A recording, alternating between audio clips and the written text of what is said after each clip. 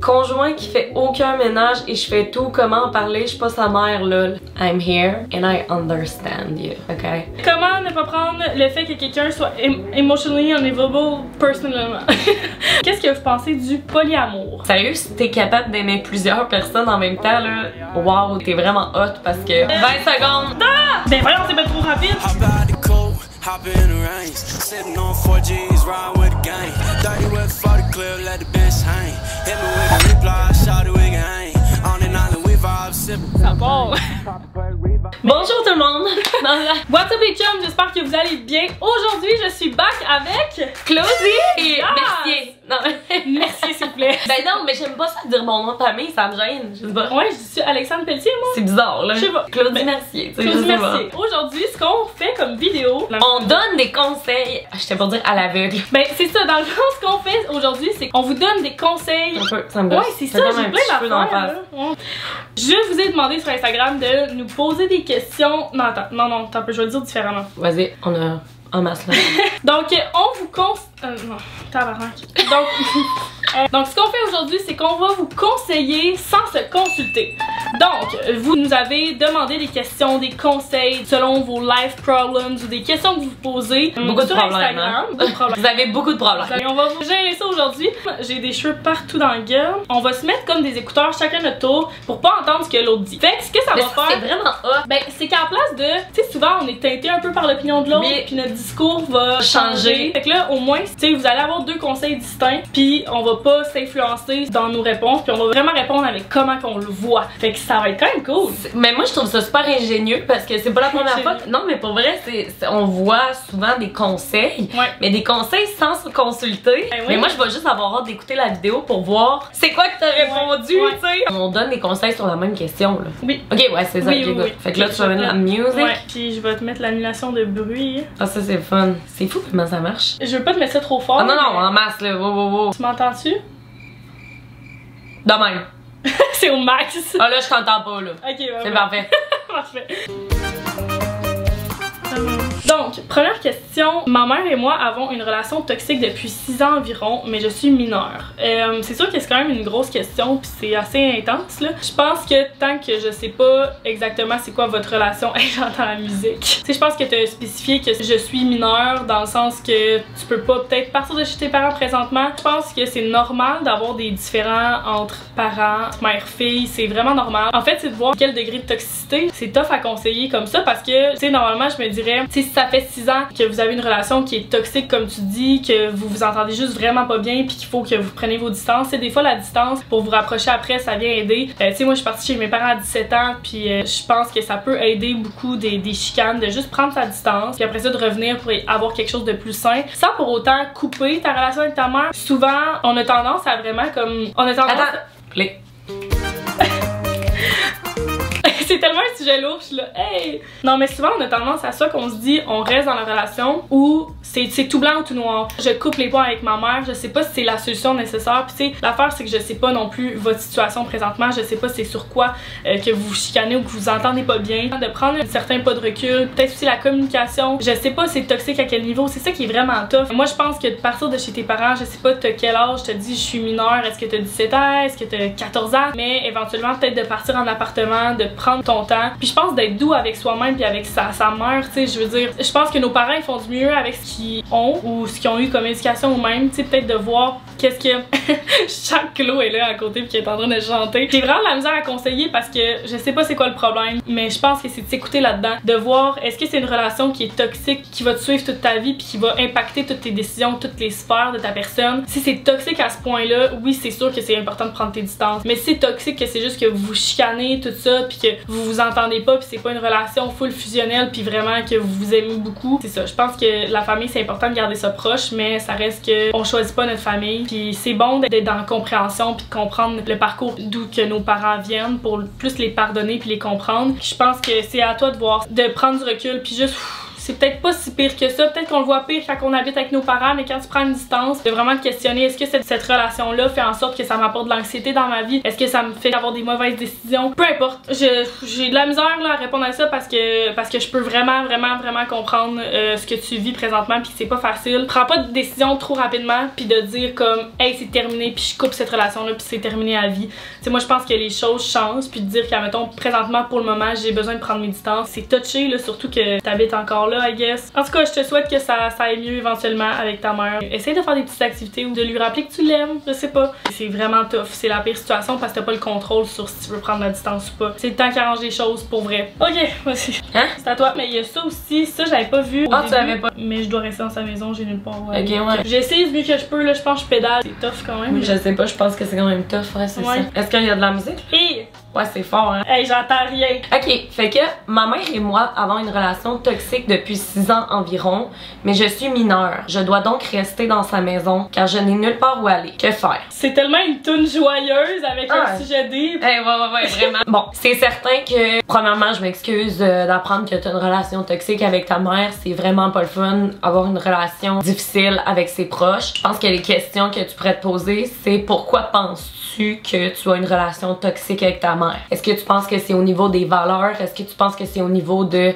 comment vous voyez la vie? Est-ce que tu penses que c'est parce que vu que t'es plus jeune pis que ta mère, tu sais, justement c'est une mère, fait que peut-être que des fois elle va agir d'une certaine façon avec toi que peut-être t'apprécieras pas parce que en étant plus jeune, des fois, ben tu sais, moi je me rappelle quand j'étais ado, j'étais vraiment dans ma bulle, j'étais tellement comme, je sais pas comment le dire, mais quand j'étais jeune, j'avais pas une bonne relation tant que ça avec ma mère parce que on se ressemblait beaucoup, on se chicanait énormément, on était tout le temps en train de se chicaner. Évidemment, quand je suis partie de la maison, maintenant j'ai une très belle relation avec ma mère, fait que peut-être que justement, comme tu dis là présentement, tu peux pas quitter la maison, puis c'est pas ça que je t'incite à faire. Je pense que c'est quand même assez touché. Mais si tu te sens comme ça, ce que je ferais à ta place, encore là c'est une question de valeur, puis que les deux vous avez vraiment pas les mêmes types de valeurs dans votre vie, je pense pas qu'il faut forcer une relation. C'est parce que des fois on se dit ah c'est ma mère, fait que je suis obligée de comme avoir la meilleure relation du monde avec elle, mais des fois dans la vie on vit deux parcours de vie complètement différents, puis je pense que ça peut amener à avoir des valeurs différentes. Puis si toi ces valeurs te représentent pas, ben je peux comprendre que t'aies pas envie nécessairement de développer une plus belle relation avec ta mère quoi que ce soit. Par contre, moi ce que je ferais si j'étais toi, c'est que j'en parlerais de ça, tu sais, ou j'écrirais une lettre. Moi j'ai souvent remarqué que quand j'écrivais, la personne était beaucoup plus réceptive à ce que je pouvais lui dire parce qu'elle prenait le temps de le lire, puis elle prenait le temps de s'asseoir puis de justement réfléchir à ça. Fait que moi je pense que j'écrirais sur papier comment tu te sens par rapport à elle, qu'est-ce que t'aimerais améliorer dans votre relation, à quoi t'aimerais que votre relation ressemble,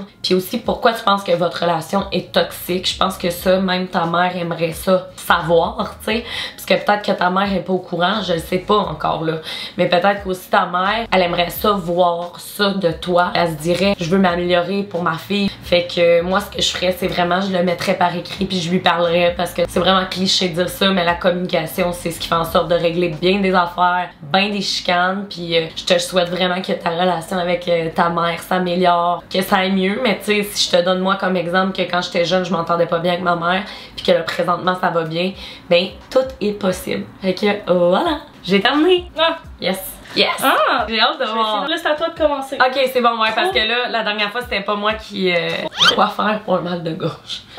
Ça aide pas, là. J'en ai une que je trouve quand même pertinente. Comment aborder le sujet avec mon chum des choses qui me déplaisent au lit quand clairement lui aime? C'est très pertinent parce que je pense que dans un couple, ça peut arriver des fois que une personne aime quelque chose mais que l'autre personne n'aime pas. Je pense pour vrai que c'est vraiment important que tu lui en parles parce que si t'aimes pas ça, mais toi tu enjoy pas, ça va peut-être finir par t'affecter à un point que ça va remettre ta relation en question. Moi j'ai tout le temps pour mon dire que accumuler les gouttes dans un verre puis attendre que ça déborde, c'est pas la meilleure solution. À la mesure où il y a des gouttes de choses que t'aimes pas, il faut que tu le dises straight away. Moi, ce que je ferais, c'est vraiment, j'en parlerais autour d'un bon verre de vin, un souper. Je dirais, hey my love, tu sais, comment tu trouves notre vie sexuelle? Est-ce qu'il y a des choses que t'aimes pas, tu sais, que je fais? Tu sais, moi, je pourrais commencer à ramener ça à moi. Donc, de dire, mettons, est-ce qu'il y a quelque chose que je fais qui te déplaît? Fait que, mettons, déjà, tu ouvres la porte à une possibilité de jaser des choses que toi ou lui n'aimez pas. Puis moi, je pense que quand t'es dans une relation, c'est vraiment important d'avoir une sexualité qui est positive et tout, mais d'être sur la même longueur d'onde. Parce que tu peux pas enjoy ta vie sexuelle si vous avez pas nécessairement la même attente au lit. Fait que moi, je ferais vraiment ça de façon hyper cosy. Tu sais, je dirais pas, mettons, à mon chum, là, il faut vraiment que je te parle. Tu sais, j'irais vraiment pas sur la défensive parce que ça sert à rien d'être sur la défensive. Il sait pas que t'aimes pas ça. Fait que moi, je ferais ça autour d'un bon souper, avec un petit verre de vin, un petit peu pompette. Qu'est-ce que t'aimes qu'on fait au lit? Tu sais, c'est quoi tes fantasmes? Ok, parce que tu sais, moi, tu fais de quoi? Puis je suis pas sûre de tant aimer ça. Je voulais t'en parler, voir si on pouvait peut-être trouver une autre alternative. Moi, c'est vraiment ça que je ferais. Je pense que c'est bien important de parler de la sexualité dans son couple. J'en parle beaucoup, moi, personnellement, avec mon chum, parce que moi, j'ai une moins forte libido que mon chum. Pis ça, il sait. Mais si j'y avais pas dit, il saurait pas nécessairement. Fait que je pense vraiment que le mieux, c'est de le dire. Puis je sais que c'est plate comme conseil, mais c'est vraiment ça. Fait que, you got this, girl. J'ai confiance en toi. It's your turn. Wouh! Ça a bien été? C'est la prochaine question. Ok. Oh my god. Faut que j'y pense un peu. Comment aborder des sujets avec mon chum, des choses qui me déplaisent au lit quand clairement lui il aime. Ok, ça j'aurais tendance à te demander premièrement, est-ce que les affaires qui te déplaisent c'est parce que vraiment t'es 100% pas à l'aise, que t'aimes pas ça faire ça. Tu sais, c'est de voir mettons à quel point ça te déplaît parce que moi mettons, il y a des choses que j'aime moins faire au lit mais que je sais parce que mon partenaire aime ça, je vais le faire mais faut jamais que t'ailles à l'encontre de ce que t'aimes pas faire. Tu sais, faut jamais que tu te sentes obligé de faire quoi que ce soit. La sexualité c'est censé être quelque chose de le fun à 100%. L'unique but, oui, c'est de se reproduire, mais c'est important d'avoir du plaisir. Puis je pense que, là, je pense que c'est une femme qui m'a écrit ça, ouais. Puis je pense que justement, en tant que femme, ben dans la société, les femmes, souvent, on a tendance à faire plaisir à l'homme, puis ça a souvent été la sexualité, c'est alentour du plaisir de l'homme. Ça, je pense que c'est quelque chose qui est vraiment important de changer, puis d'assumer. Mais je pense que c'est tellement important de dire, admettons, à la place que, je sais pas si c'est quelque chose que lui aime à faire sur toi, ou c'est, admettons, quelque chose que toi, tu as à faire comme acte. Mais souvent, c'est peut-être de juste y aller comme, admettons que t'es dans l'acte, à la place de dire, ah, ça, j'aime vraiment pas ça, ou quoi que ce soit, de changer, admettons, de dire, hey, est-ce que t'aimerais que je te fasse ça, ou est-ce que t'aimerais ça me faire ça. Fait que là, c'est vraiment plus dans l'encouragement positif que juste négatif de dire ça j'aime pas ça parce que là ça vient baisser l'estime de l'autre personne, ça vient juste comme mettre un froid un peu au moment. Fait que je pense que c'est important que dans l'acte de juste essayer de trouver des façons différentes de changer les choses à faire, mais si tu sais que lui il y a quelque chose qu'il aime que tu lui fasses sur lui mais que toi t'aimes pas ça, c'est tellement important de te respecter puis de lui en parler puis à la limite de voir y a-tu d'autres façons que tu veux que je fasse ça ou est-ce qu'on peut amener des jouets qui vont aider puis ça va être plus simple pour moi. C'est important d'en parler puis souvent j'ai l'impression que là peut-être tu me dis ça puis t'as jamais parlé vraiment de sexualité avec ton chum, que t'es pas nécessairement à l'aise d'en parler de base. Mais tu sais, moi je pense qu'il y a des pillow talk, qu'il y a rien de mieux que ça, que ce soit avant la relation, après la relation, même en dehors de la chambre, de montrer que ta sexualité est décomplexée, puis juste de dire, hey, ça j'aime pas ça, tant que ça, faire ça. T'es pas obligé, là. On est tellement toutes différentes, puis on aime tellement des choses différentes, tout le monde, que c'est sûr que c'est pas fait pour tout le monde là, de faire telle chose ou telle chose. Je pense que c'est important de l'assumer, puis ça dépend, tu sais. Moi, des fois, c'est sûr que je vais faire des concessions, puis je me dis, ça, j'aime peut-être moins faire ça, mais parce que mon partenaire en tire du plaisir, j'en tire moi aussi. Puis je pense que aussi, tu sais, mettons, la première fois que j'ai fait une fellation, j'aimais pas ça, je connaissais pas ça, c'était de l'inconnu, puis c'était bizarre, mais plus que t'es exposé à faire ce genre de truc-là, plus que tu te mets à en retirer du plaisir. Mais en même temps, je te dis, si c'est vraiment quelque chose qui te dégoûte, que t'aimes pas faire ça, force-toi pas pour rien, parce que comme je dis, la sexualité, c'est censé être le fun. Mais si c'est juste quelque chose que, après m'avoir, t'aimes juste pas faire ça, mais moi je pense que plus que tu vas le faire, plus que tu vas être habitué de le faire, c'est comme tough à conseiller, mais je pense que tout se dit dans le respect. Ouais, je pense que c'est important d'en parler en dehors de l'acte aussi. Ou tu sais, juste demander comme, y a-t-il quelque chose qu'on peut faire différemment, je me sens un peu moins à l'aise de faire ça, puis tu sais, il va être juste plus à l'écoute de qu'est-ce que t'aimes, puis pendant que vous allez passer à l'acte, peut-être qu'il va être plus à l'écoute de dire, hey, t'aimes-tu ça, que t'es toujours bien, veux-tu qu'on change de position, tu préférais-tu faire autre chose. Je pense que c'est important de le dire parce que s'il le sait pas, il peut pas le savoir, lui peut-être qu'il pense que ça t'excite, que t'aimes ça. Fait que la communication c'est tellement important. Fait que comment aborder, je te dirais, si c'est pendant l'acte de lui proposer de faire autre chose, t'aimerais-tu ça que je fasse ça, t'aimerais-tu ça me faire ça, voilà, aussi simple que ça là. Il faut tellement en parler, puis surtout si c'est ton chum, c'est une relation constante puis que vous allez avoir plusieurs relations sexuelles, il faut que ce soit le fun puis que tu te respectes là-dedans. Fait que ouais, that's it. Yeah! C'est curieux parce que je pars comme dans plein de directions, puis là c'est comme. Mais non, c'est bien correct. Ah là, c'est à moi de commencer. C'est ça va être à toi là de commencer. Ok, fait que round 3. Puis ça a bien été, ça? Ça a bien été. La musique est bonne. C'est quoi la playlist? Ça, c'est ma playlist Summer. Elle est vraiment bonne ta playlist. Yeah! C'est un peu le house ou pas tant? Ouais, j'aime tout, je pense que c'est ça. Ok.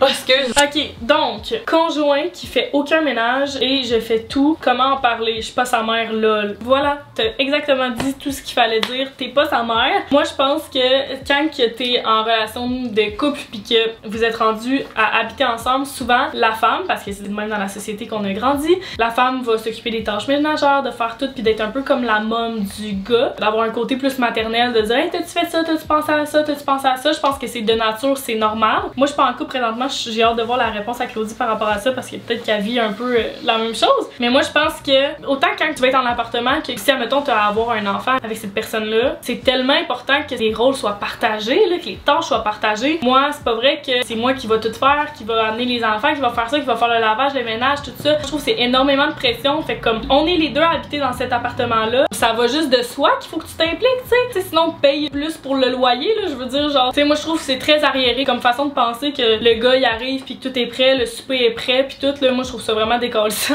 Ou au pire, d'avoir des tâches vraiment assignées, peut-être que ça va pouvoir l'aider à s'impliquer plus parce qu'il y aura juste pas le choix. Parce que s'il fait pas sa tâche, ben, c'est pas toi qui le ramasse après, tu sais. Fait que ce soit en lien avec la vaisselle ou juste de dire, ok, toi, ton rôle, c'est les poubelles ou toi, ton rôle, c'est la balayeuse. Fait à chaque fois, il est rendu à avoir le Far West esti à terre, il est rendu à avoir des modes de chat. Si c'est pas toi qui passe la balayeuse, ben, on vit là-dedans. Fait comme, peut-être d'avoir des tâches assignées puis juste lui dire. Puis s'il prend mal puis qu'il trouve ça bizarre, ben, he's not the good one, là. Non, t'es pas sa mère, effectivement. Mais aussi, je pense que c'est souvent, indirectement, là, on aimerait qu'il se donne plus, mais on fait tout puis on veut tout faire nous-mêmes parce qu'on est perfectionniste ou parce que, oh non, je le fais, c'est beau, je le fais. Fait que de base, on se met cette pression-là puis de base, admettons, quand vous avez commencé à habiter ensemble, sûrement que tu faisais tout. Fait que lui, rendu là, tu fais tout, tu fais juste rien, là. Fait que je pense que c'est à nous aussi, là, d'essayer de déléguer puis de montrer, ok, non, c'est pas moi qui le fais. D'assumer, c'est pas toi qui fais cette tâche-là. Je sais que c'est tough, là, parce que souvent, on veut tout faire puis on veut que ce soit bien fait à notre façon. Mais lui donner des tâches assignées, là, je pense que ça va aider. Parfait. C'est à moi? C'est good, excellent. J'ai hâte de voir parce que toi, t'es en couple. Ok. Tu vas peut-être pouvoir relate. Ok, healthy. Oh mon dieu. Et là là. Conjoint qui fait aucun ménage et je fais tout. Comment en parler? Je suis pas sa mère, lol. I'm here and I understand you. Ok? Je comprends. Ça ressemble un peu à la même chose chez nous. Quoique mon chum, lui, il vide la litière, fait un petit peu la vaisselle, mais sinon, je te file. Nous, le meilleur moyen qu'on a trouvé, c'est d'engager une femme de ménage. Pour vrai, c'est vraiment ça qui a le plus aidé. Parce qu'on dirait que ça l'a incité à vouloir faire le ménage parce que il est gêné qu'elle vienne chez nous puis que ça soit dégueulasse. Fait que souvent, il va quand même faire le ménage. Moi, la seule façon que j'ai trouvé, pour vrai, pour que justement il fasse le ménage, c'est vraiment de lui dire, là, comme pour vrai, ben là, je suis zéro ta mère, comme je vais pas. Tu sais, tu veux pas que je te traite ton enfant, ben il va falloir que tu m'aides à faire le ménage, tu sais.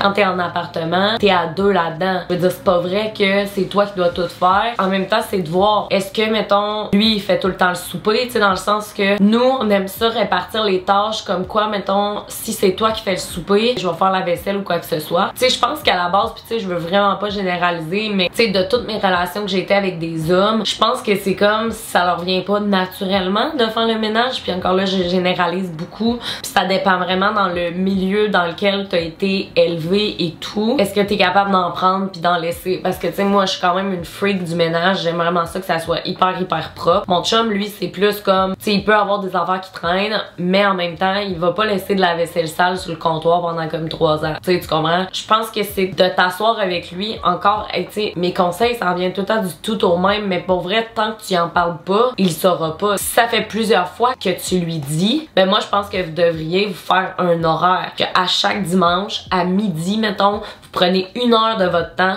juste pour cleaner, puis aussi de lui demander, parce que moi, je sais que, mettons, mon chum, ça vient pas naturellement de faire des affaires, fait que, mettons, je vais lui dire, puis quand j'y dis, là, il va le faire. Fait que, tu sais, moi, ce que je fais avant de partir, mettons, je dis, hey, ben là, ça te dérangerait-tu de passer la balieuse? Fait que juste demander, moi, j'ai déjà vu une différence parce que, justement, quand j'y demande, ben, il va le faire. Ou si vous avez les moyens d'avoir une femme de ménage, ben, why not? Ça peut vraiment aider. En fait, j'ai vu qu'il y a plusieurs couples que ça l'a aidé parce que quand j'ai dit que j'étais rendue avec quelqu'un qui venait faire l'entretien ménager chez nous, mais il y a plusieurs personnes en couple qui m'ont écrit pour me dire que eux, ça l'avait comme vraiment aidé à leur couple parce que y a rien de plus crissant de se chicaner pour le ménage. Je veux dire, tu sais, c'est même pas une question de votre relation, c'est pas que t'aimes pas l'autre personne, c'est qu'à un moment donné, tu sais, le ménage c'est quand même important, là, les deux vous habitez là. Fait que j'espère que mes conseils t'auront été utiles. Je vais en choisir une autre. Hein? Je vais en choisir une autre. On entend tellement rien, là. Je sais. Je vais mettre en bas de c'est parce que nous on voit pas. Oh man, ça me gosse Puis, tellement moi, mais la gang, on temps de jeans en dessous, là, c'est vraiment pas le fun. Ok, qu'est-ce que vous pensez du polyamour? Polyamour, là, c'est it's a big question for me parce que j'essaie de comme me situer un peu là-dedans. Tu sais, moi, c'est sûr que ça fait 3 ans que je suis célibataire, fait en termes de polyamour, je pourrais pas vous dire en ce moment, dans ma vie présentement, si je serais capable, dans le fond, de vivre du polyamour. Fait que polyamour ou peut-être plus couple ouvert. Je pense que couple ouvert, c'est vraiment généralement que t'aimes ta personne à toi. Admettons mon chum, parce que moi je suis hétérosexuelle. J'aime mon chum, mais j'ai envie d'aller vivre d'autres expériences puis d'autres sensations fortes ailleurs. Que ce soit d'aller embrasser quelqu'un, de flirter, tout ça, de coucher avec une autre personne. Ça, je pense que c'est déjà plus accessible à monsieur, madame, tout le monde, mettons. Mais le polyamour, là, c'est quelque chose de tellement plus complexe. T'sais, en fait, là, le couple ouvert, ça peut s'amener d'une façon que, hey, c'est toi que j'aime. Au final, même si je m'en vais frencher quelqu'un d'autre, c'est juste pour vivre des émotions fortes ou quoi que ce soit, mais c'est toi que je choisis. Tandis que le polyamour, c'est littéralement de fractionner, partimenter. C'est juste de diviser ton amour dans plein de personnes. En fait, moi, je pense pas que l'amour, ça se divise. Je pense que l'amour, ça se multiplie. Comment je vois ça? C'est que t'as pas une amie à toi dans la vie. T'as pas juste ton amie, là, que c'est elle puis c'est personne d'autre, puis tu peux pas te permettre d'aller parler puis d'aller vibrer avec quelqu'un d'autre dans un bar avec une autre amie. Tu sais, on a plein d'amis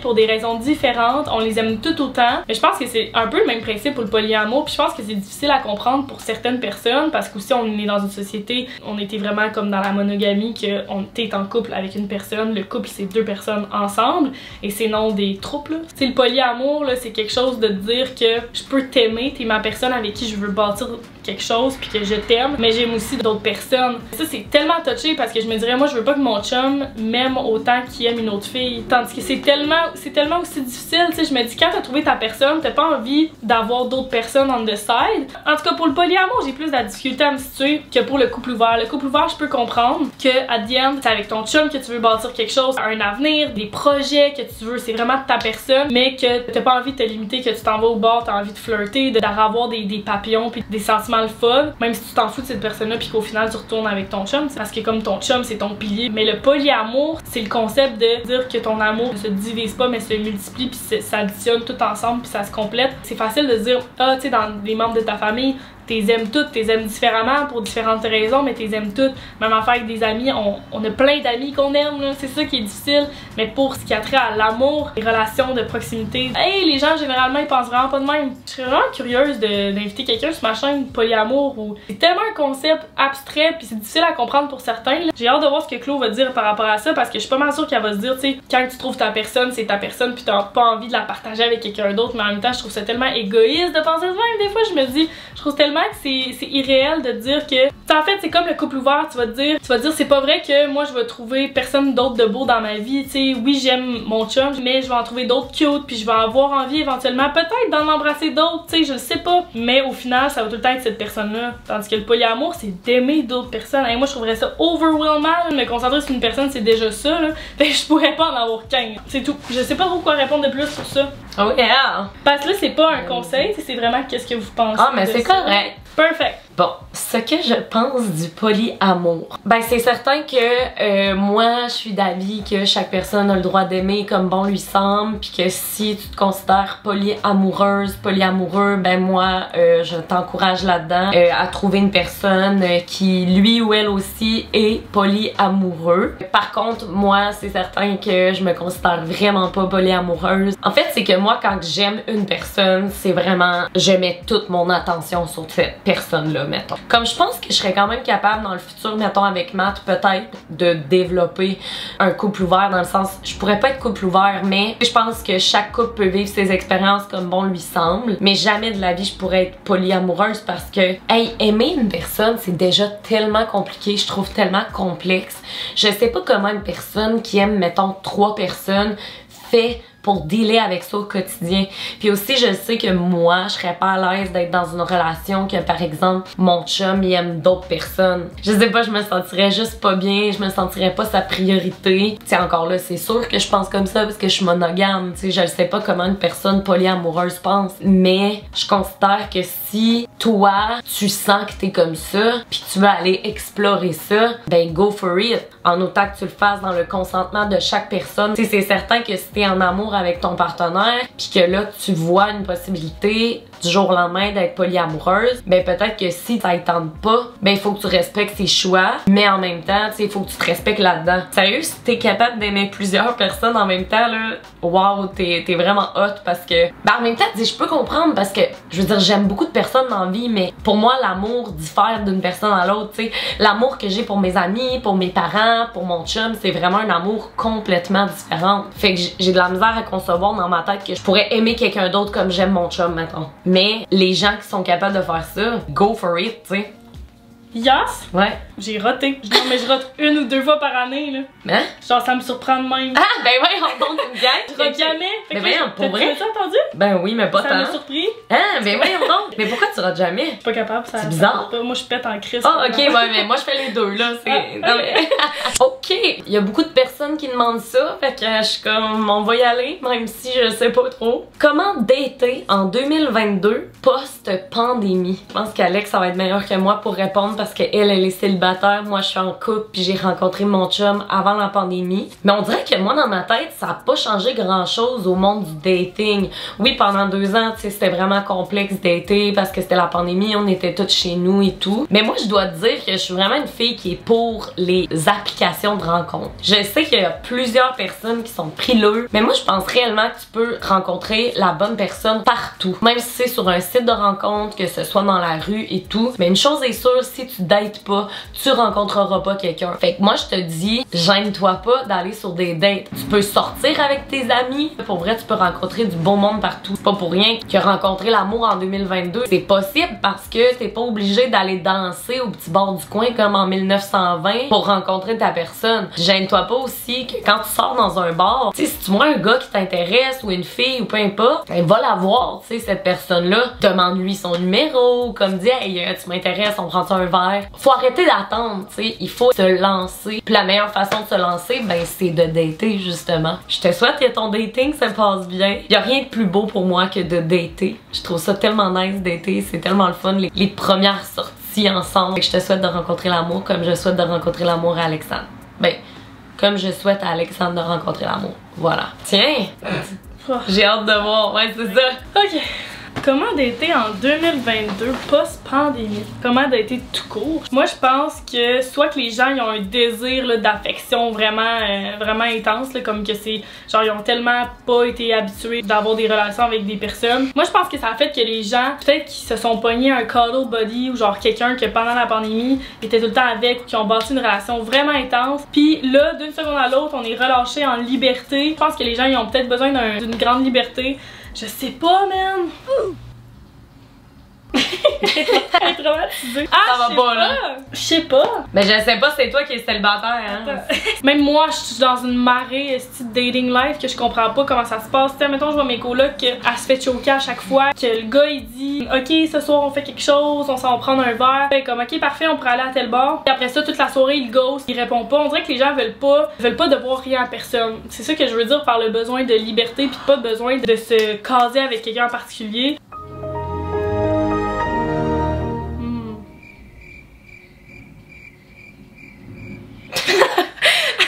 Seigneur. Moi, je pense que c'est beaucoup dans les bars que ça se passe en ce moment. Vas-y à ton rythme. C'est tellement overwhelmant maintenant, là, de sortir dans un bar. Ça demande toute ton énergie. C'est normal qu'on se sente drainé. Que t'aies besoin de ta grotte, de tes petits moments toi seul ou que justement t'aies besoin de rencontrer des nouvelles personnes. Go for it. Que tu veux être sur des sites de rencontres ou que tu veux rencontrer dans un bar, just do it.